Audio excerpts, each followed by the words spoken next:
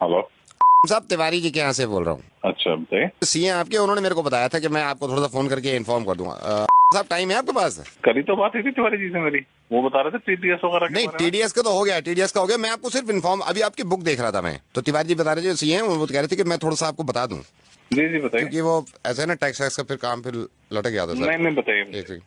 30% tax ये तो पे कर दिया सर हमने आपका, ठीक है सर। अच्छा जी जी। 10% टीडीएस भी आपका, तिवारी जी ने कहा था टीडीएस। हाँ तो ये तो पता ही है, मेरे को बता दिया था उन्होंने। इसके दो ना फायदे बता रहा था इसको मैं आपके। तो सर 30% जो टैक्स कटा है आपका, क्योंकि सर आपका स्लैब जो है वो 12 लाख से ऊपर है, हम्म। तो 30% टैक्स कटने का फायदा ये है सर, कम से कम कल को इनकम टैक्स का डंडा तो नहीं होगा।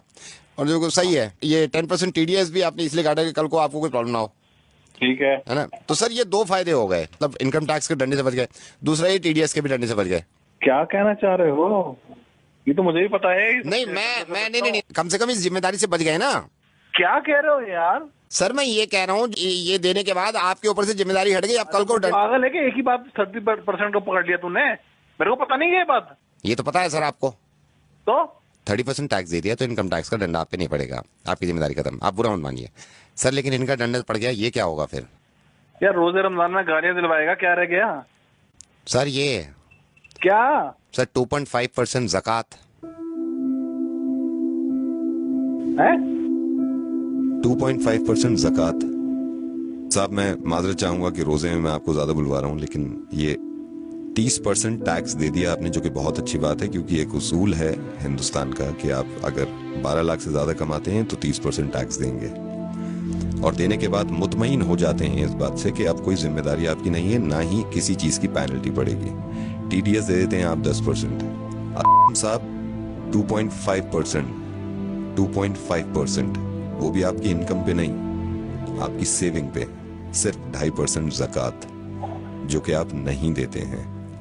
आप बिल्कुल ये मत समझिएगा कि मैं इस चीज के लिए शर्मिंदा करना चाह रहा हूं आपको, मैं नाम तक नहीं बता रहा हूं भाई। मैं सिर्फ ये कहना चाह रहा हूं कि अगर आप इनकम टैक्स नहीं देंगे तो उससे जाती तौर पर किसी एक इंसान को परेशानी नहीं होगी, वो हमारी मुल्क की तरक्की के आड़े आता है। लेकिन अगर ज़कात नहीं देंगे, वो भी सिर्फ 2.5%, कोई ना कोई तो अल्लाह ताला ने आप में ये बात देखी होगी, सलाहियत देखी होगी कि ये एक ऐसा बंदा है मेरा जिसको मैं इतना दूं, इतना नवाजूं, और अल्लाह ताला को पूरी उम्मीद होगी देने से पहले कि ये इंशाअल्लाह उस पैसे में से ज़कात निकालेगा और उन लोगों की मदद करेगा जो मुस्तहिक हैं, जो परेशान हैं, और खास तौर से इस महीने में, जिस महीने में ज्यादा से ज्यादा निकालना चाहिए।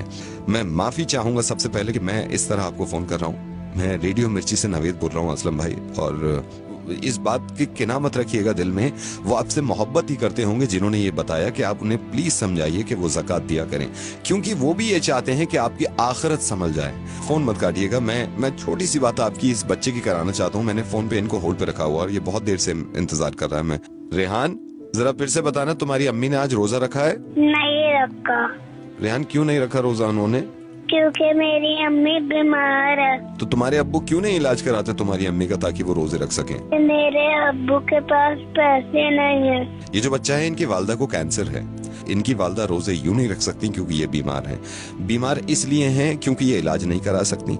इलाज ये इसलिए नहीं करा रही क्योंकि इनके पास पैसे नहीं है। पैसे इसलिए नहीं है इनके पास भाई क्योंकि हम ज़कात नहीं देते हैं। बहुत मुमकिन था ये, बहुत मुमकिन था ये कि हम हॉस्पिटल के बाहर अपनी वालदा के साथ बीमार पड़े होते और हम इंतजार कर रहे होते कि कोई ज़कात दे, और इनके वालिद यहां बैठे होते जहां पे आप हैं, और ये अगर ज़कात ना देते और हम तक ना पहुंचती तो कैसा लगता?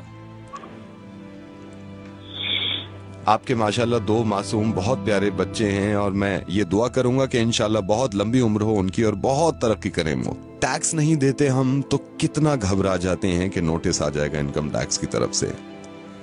ज़कात नहीं देते हम तो जिसकी माफी नहीं है और उस नोटिस का कोई बदल नहीं होगा।